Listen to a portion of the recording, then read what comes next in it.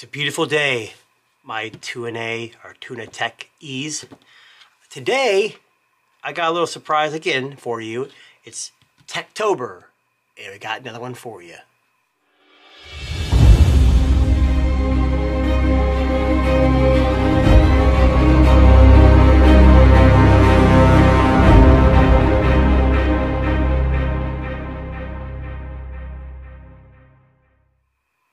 Okay, Google recently had an event, I believe it was on October 6th, where they released not only the Pixel 7 Pro and the Pixel 7 series, but also the Google Pixel Watch was a hotly anticipated smartwatch, seeing as they had kind of developed Wear OS and kind of left it behind. And then most recently had Samsung kind of pick up the pieces to help it along. And Samsung did an amazing job with their Watch 4 and 5, which you can see I'm rocking the 5 Pro and has great battery life. But Google has released the Google Pixel Watch.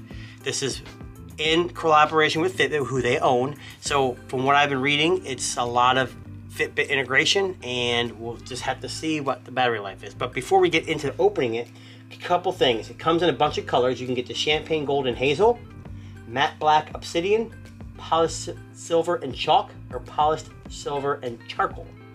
It comes in one size and one size only, 41 millimeters. Stop crying. If it's too small, don't buy it. The good thing with Wear OS is you can get the bigger Samsung watches if you don't like it, and there's also some other companies like Amazfit that make watches as well.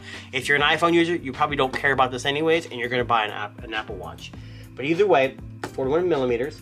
It's got Bluetooth 5.0 and Wi-Fi, and if you buy the excuse me, the 4G LTE version, you do have LTE capabilities. This is just the Bluetooth Wi-Fi version, because in my experience in the past with Apple or any other phone with LTE, it kills your battery.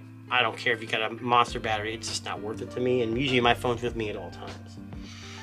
It has a 294 milliamp hour battery, which they claim up to 24 hours of battery life, which is not great, but it's pretty standard considering the Apple Watch only claims 18. The Watch 8 and 7 only claim 18 hours. So it's more than that, but it's not Apple Watch Ultra or the Samsung Watch 5 Pro battery life, supposedly. Charging wise, in 30 minutes you can get 50% from 0, and 55 minutes you can get 80%, and at 80 minutes you can do 100%. It's got the Exynos 9110 and a Cortex M33 co-processor. It's a couple years old, Samsung chip, but if you had a Watch 3, Watch Active 2, I think they had similar processors, and the battery life was pretty good. I usually got a day and a half out of it. Obviously, with the Watch 3 from Samsung, it used different OS, but either way, shouldn't be too bad. They didn't have much lag or anything like that.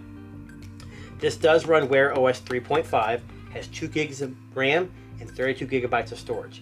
Some other things you might want to know about this thing: it's got Fitbit Health and Fitness, an always-on display. You can use Google Maps for turn-by-turn directions. You can use Google Wallet for tap to pay. It's got Google Assistant, YouTube Music, NFC and GPS, emergency SOS, which I find if you tap the little crown here 5 times, it automatically activates the emergency SOS. It's got interchangeable bands, which I'll show you when I get it out. There's a little button and they slide off. It's proprietary, but it's pretty unique in how they did it.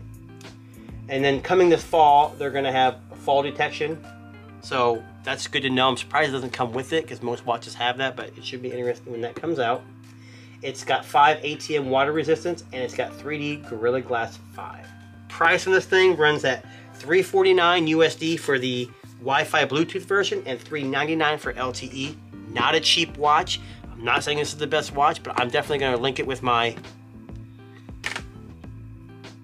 Pixel 7 Pro, and if you can tell, they're matching colors. So we will go over all that down the road. Let's get this thing open. Been talking about it with the last couple unboxings. These unboxings just aren't as fun because you don't have to use a knife and there isn't much in the box. But with a watch, you might be interested to find there might be some cool stuff. But either way, not much to the packaging. You have the Google logo, the Fitbit logo, just some hey, you know, the hot word there. I'm not going to say it to save your guys' speakers. And it's a small package, but good things can come in small packages. It's not about the size, it's how you use it, right? So here it is. Now, I'm going to be completely 100% honest right off the bat. This thing looks tiny. But I have small wrists, and even this watch is kind of big for me. So we're gonna save judgment for when I actually get it turned on and try it on and how it all works. So here is the watch. I'm gonna try to slide it off here. Now I'm gonna set it off to the side without damaging it. And then in the box, you've got a divider and some manuals that you may or may not need. If you're a tech savvy person, you may not need it. If you're not, it might be helpful for setup. But usually the setup of a smartwatch goes right through the Wear OS app, or you know, the companion app on your phone. So opening this up, we've got what looks like an extra wristband. So if it's, you know, too small or too big, you could throw this on here. And then you've got the charger here, which I'm going to pull this out because it's kind of a unique, but wow, at the same time not that unique. Just going to tear this thing open, but there we go. Doesn't make it very easy, does it? But either way, so it's a puck-like. I'm going to assume it is magnetic, and it is, and it sits on there and charges. So very similar to Apple Watch and some other watches out there. I know the Fossils in the past have little pogo pins, but this is the watch. So if you look at it, here's the crown. Tap that 5 times to initiate SOS.